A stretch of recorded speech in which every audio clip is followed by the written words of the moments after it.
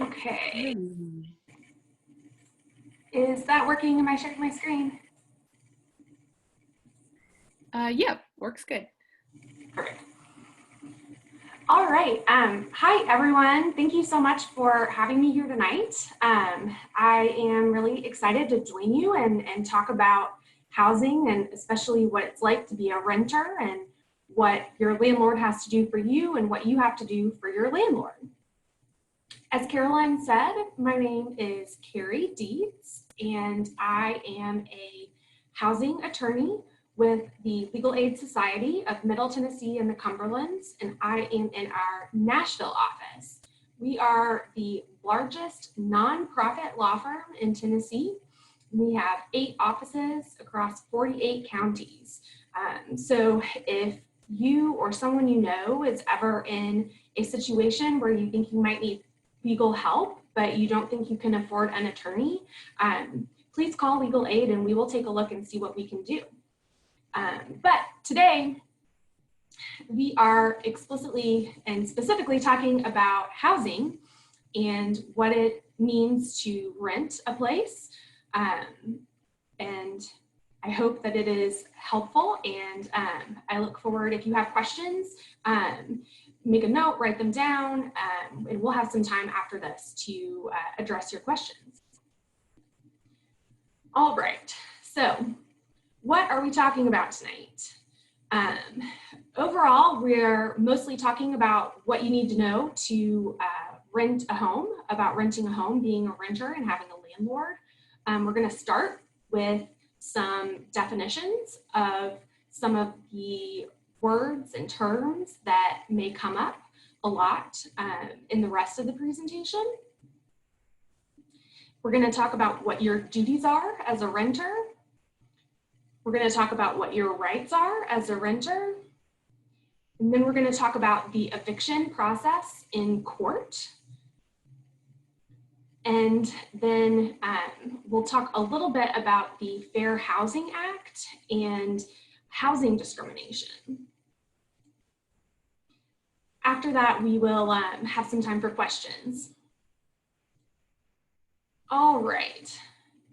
So starting with some really important words that will be helpful to understand and know as we have this conversation.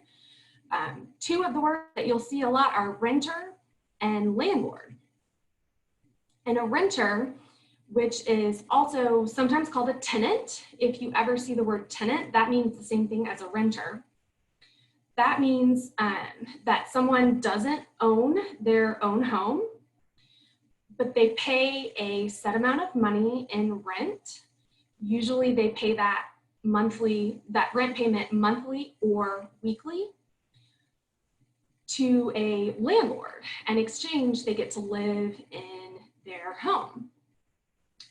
That means that it's pretty easy to guess what a landlord is, but a landlord is basically someone who collects rent payments, monthly or weekly usually, from a renter who is paying that rent in order to live in their home.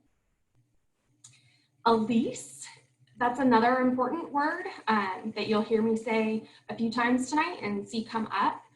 And a lease is the contract, which basically just means an agreement between a landlord and a renter about renting the home. Usually leases are written, but they don't have to be written in order for you to have a lease. You don't have to have a lease document. If you've been paying rent and the landlord has been accepting it, that's usually enough to create a lease. So eviction, that's also another important word that we're going to be talking about some tonight. That is the process when a landlord makes a renter move out of the home. And this may start outside of court, but sometimes it ends up in court. And as we'll talk about, your landlord has to go to court and go through that process in order to be able to force you out of the home. There's really no alternative to that. All right. A couple more words and then we'll be moving on. So what are rights and duties? Rights, that is referring to the legal rules about what you are allowed to do as a renter and what your landlord owes you or has to do for you. So it would be the answer to questions like, what can I do as a renter? And what must my landlord do for me? Duties, on the other hand, are the legal rules about what you personally have to do as a renter and what you owe your landlord. And duty is basically another word for obligation.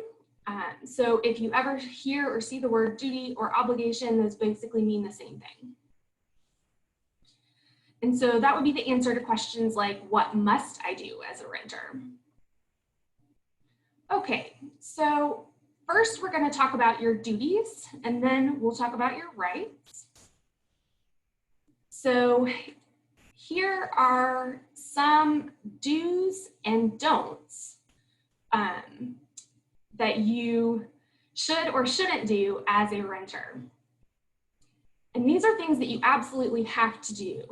That means that the law will enforce it if necessary.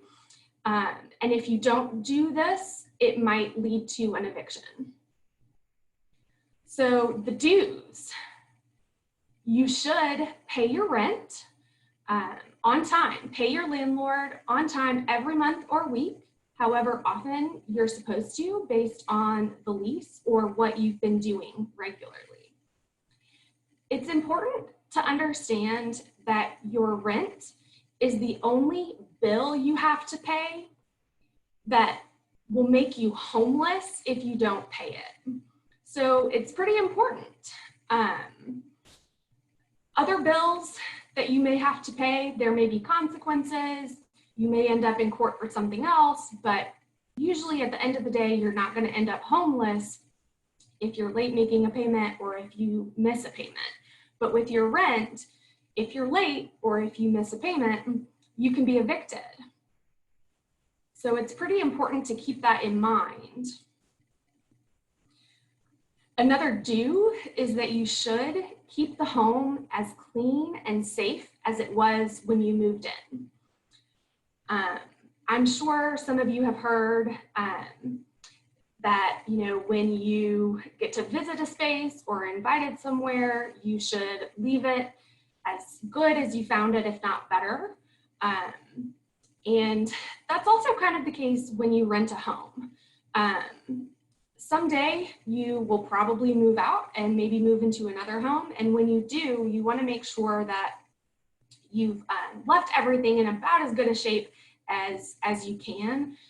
If you've lived there a long time, then, stuff is going to happen. Carpets are going to get old and worn out. There's definitely what's called normal wear and tear. And that's just what happens to a home by living in it. And that's fine. You don't have to, avoid aging the house or doing anything that would keep it, in better condition than it would if you were just living there. Another do is that you do need to follow the landlord's rules. So any rules that the landlord has given you, any rules that are in your lease, you've got to follow those. And now we'll talk about some don'ts. You shouldn't damage or tear up anything in the home. Like we were talking about, keeping it clean and safe. Do your best not to tear up anything or hurt anything. If you, punch a wall, you are damaging the home and you might be responsible for the costs of fixing that. Unlike, if the paint gets worn out, while you've lived there for 5 years, that's not your fault. You should also be careful not to upset your neighbors. So, don't be too loud. If somebody asks you to not be as loud or tells you that something that you're doing is bothering them, do your best to try and work with them and so that y'all can all live peacefully together. It's also another important don't break any rules in your lease. And an important thing to know is that you should not let anyone else do any of those don'ts that we just talked about in your own home.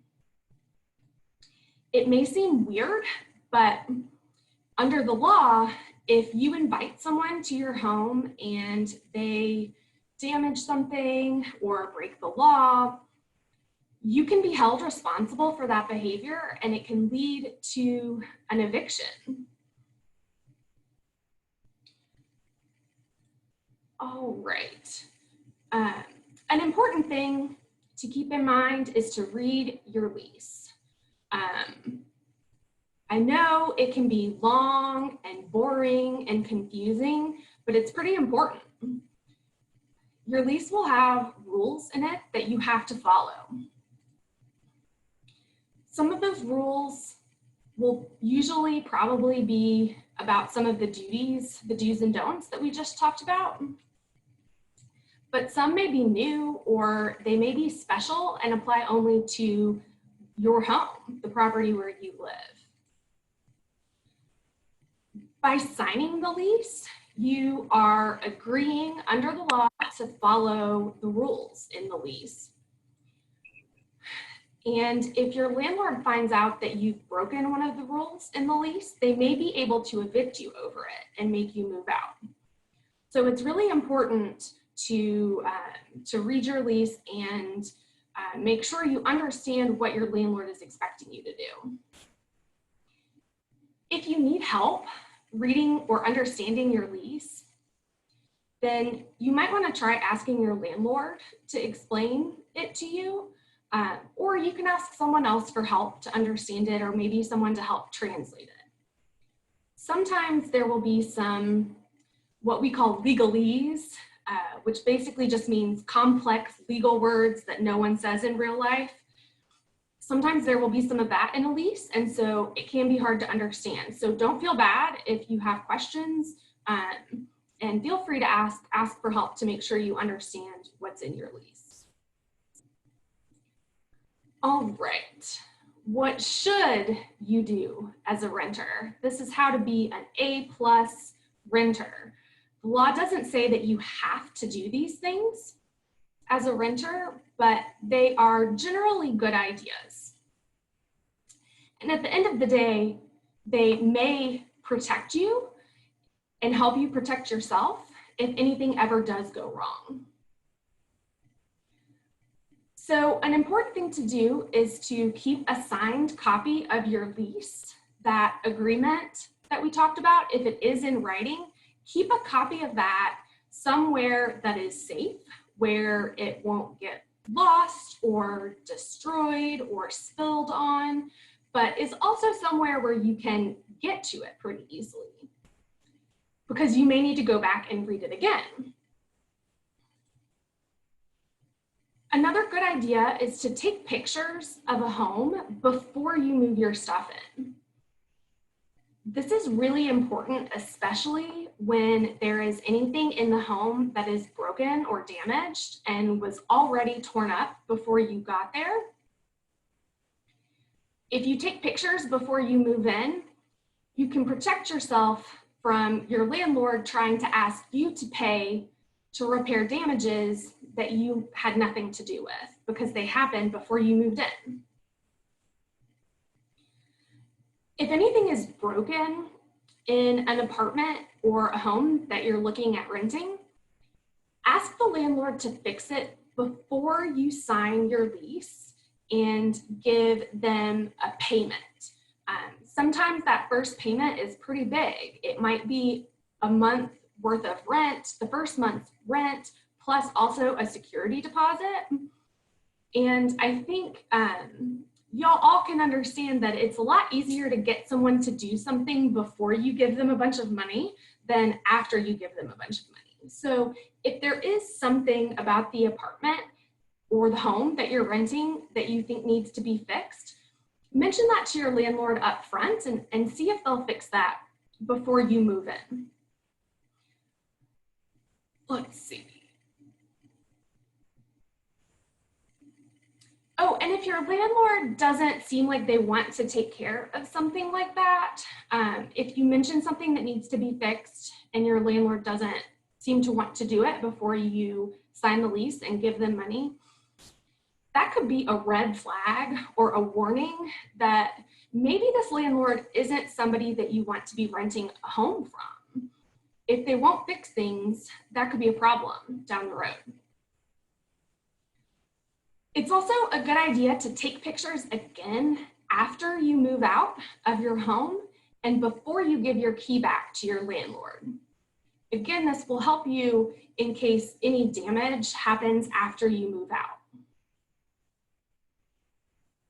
Finally, it is a good idea to ask your landlord to do a walkthrough of the home with you after you move out so that you can both identify any damage that is there and figure out when it came from and whether it was your fault.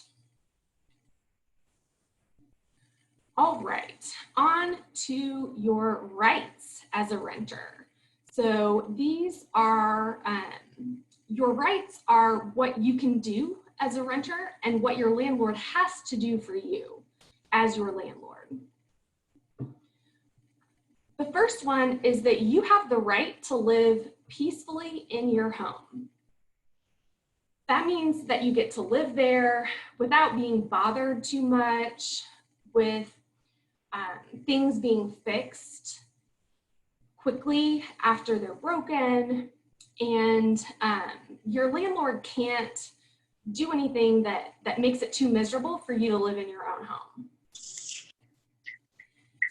While you're renting a home, your landlord will probably need to come by at least once in a while. One of the main times is if they need to fix something. Maybe an appliance or something in your home is broken and your landlord will need to come in and fix it. And that's fine, but when landlords do that, they really need to give you a heads up first and tell you that they're going to be coming by. That doesn't apply if it's an emergency. So if your landlord thinks your house is on fire or smells gas and knocks and you don't answer the door, your landlord can go in without your permission and without giving you a heads up, without giving you notice, because it's an emergency. And like I said at the beginning, your landlord can never try to force you out without going through the eviction process in court. So that means that your landlord can't change the locks to your home or shut off your water or electricity or other utilities to try and make you miserable enough that you feel like you have to leave. That's against the law. You also have the right to make your landlord do anything the lease says your landlord will do. So that's another important reason to read your lease, because it will give you an idea of what your landlord has agreed to do for you. And your landlord has to do that just like you have to follow the rules in your lease that apply to you.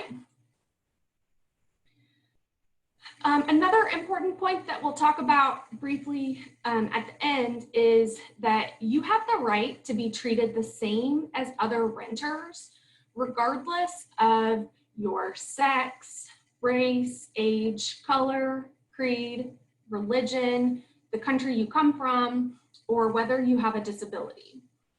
So landlords, property managers, anyone involved in renting out a property they have to follow this law, and they cannot discriminate against you or anyone who is renting from them or applying to rent a place from them because you or someone is in one of these groups. All right. We will briefly talk about the eviction process. So normally the first thing that will happen if you're going to be evicted is that you'll get a termination notice or an eviction notice. Usually that's a letter from your landlord saying that they are ending your lease, terminating your tenancy, ending your ability to stay there, and giving you notice in advance, letting you know ahead of time. How much time they have to give you before they can move forward with the process depends on your lease and also why it is that they want you out. The next step after that is a detainer warrant, and that's just a fancy word for the court papers that start an eviction. So your landlord will have to go to court and file a detainer warrant against you. After they file that, you'll get a copy of that. You'll get served with a copy of that, meaning someone may bring it to you in person or they may leave it on your door. After that, there's a court hearing. That detainer warrant will have a court date on it, and that's when you show up in court, and you may try and work things out with your landlord. You may be able to reach an agreement that allows you to stay or where you agree to move out by a certain time. But if you and your landlord aren't getting along, you may have to have a hearing before a judge. And so that means that a judge will hear your landlord's side of the story and why they want you out. And then the judge will listen to your side of the story. And then the judge will make a decision. If the judge decides that you lose and your landlord can evict you, the next step is a writ of possession. And that's fancy, that's just a fancy word for the legal papers, the court papers that the landlord needs to be able to force you out. 10 days after you lose in court, your landlord can go get these papers and then go get the sheriff to help them move you out if you haven't already. So you certainly want to avoid that, but it's also important to know that that is the only time a landlord can force you out. Again, they've got to go through that court process, and they've got to go through all of these steps before they can make you leave. All right, fair housing. So, Carrie, I might just stop you right there so we can have time to ask some questions. This is all such good information, and I know that they could use all of it, but I want to make sure that everybody has time for questions before we go into breakout room. So, absolutely. Shannon, we can't hear you. Does anyone have questions for Carrie?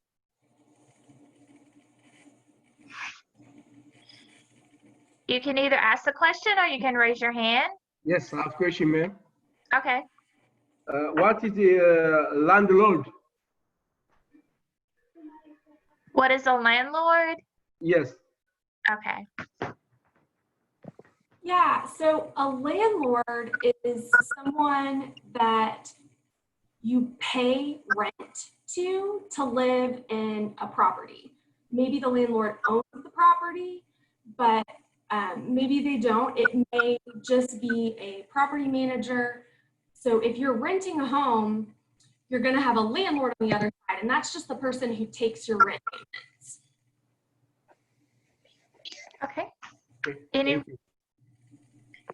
Who else has a question? Ari Yes. raised her hand. Excuse me, what happened when happens when you observe? Charge? Can you say that again, Marco? What happens when you outsource and the other people live in the apartment or in the house? Upstairs? You said what happens when you what? Can you say that part again? What happens when you When you outsource, or outsource? yes, Do you have someone living in your house? Is that right? That's the question. yes. Yeah, you may be able to do that. That will depend on what it says in your lease. Your lease may say that you are allowed to rent it out to someone else, or it may say that you're not allowed to do that. But you should be careful before you do anything like that, because you may still be responsible. Your name is still on the lease. And so unless you get off the lease and turn it over to someone else, you may be responsible if they cause damage or if they can't pay their rent. Okay, thank you. Okay. Sarah, did you have a question? Yes.